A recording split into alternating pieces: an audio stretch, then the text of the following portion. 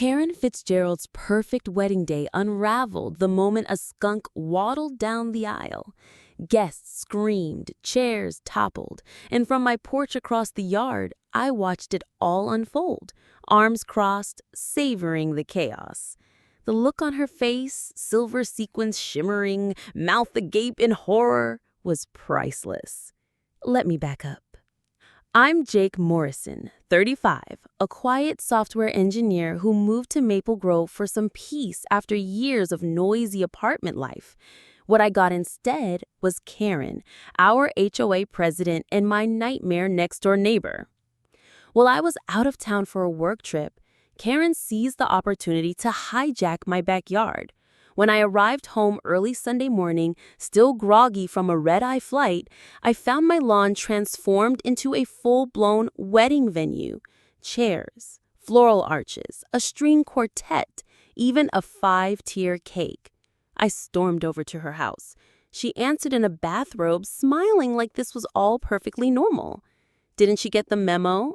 The HOA approved your property for community events. My niece is getting married today. Beautiful setup, right?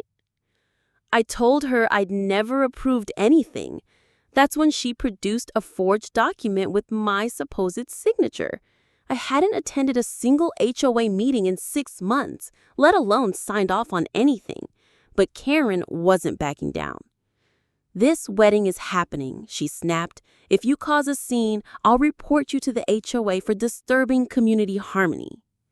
Calls to the HOA emergency line went unanswered. Karen controlled that too. Even 911 was useless. The police showed up, glanced at the papers, and told me it was a civil matter.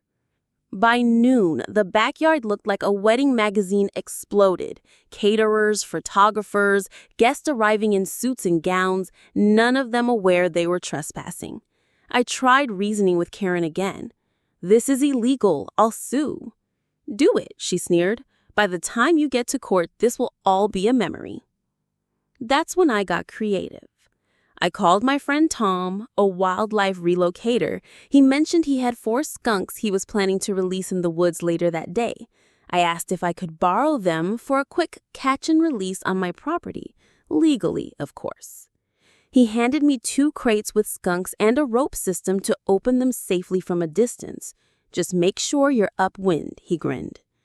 At exactly 4 p.m., as the bride walked down the aisle and the string quartet played the wedding march, I pulled the ropes. 4 black and white skunks strolled out like they'd been invited. Screams erupted. One skunk waddled directly into the aisle. The others wandered toward the buffet and gift table. The bride screamed, the groom froze. Chaos exploded like confetti at a surprise party. People ran in every direction. The quartet fled, the cake collapsed, the photographer tripped into it, and the stench, sharp, vile, unmistakable, spread like wildfire. Karen stood in the middle of it all, frozen, dress splattered with frosting, eyes locked on me. You, she shrieked, you did this. I shrugged, told you to stay off my property. Guests fled to their cars, windows down. Karen screamed into her phone, calling 911, raving about biological warfare and terrorism. The same officers returned, along with animal control. They surveyed the mess, the overturned tables, the skunks nosing through abandoned purses, and tried not to laugh. Karen ranted about sabotage. I calmly explained that the event had been unauthorized and that the skunks had wandered in due to the noise and food. Animal control confirmed that yes, this kind of thing could happen.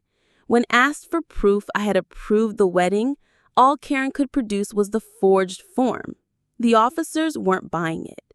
Ma'am, one said, voice firm, you've trespassed, damaged this man's property, and potentially committed fraud. He could press charges. Karen went pale. The bride, who has been crying into her mother's arms, turned on Karen. You said this was legal. You ruined my wedding. The officers issued citations on the spot.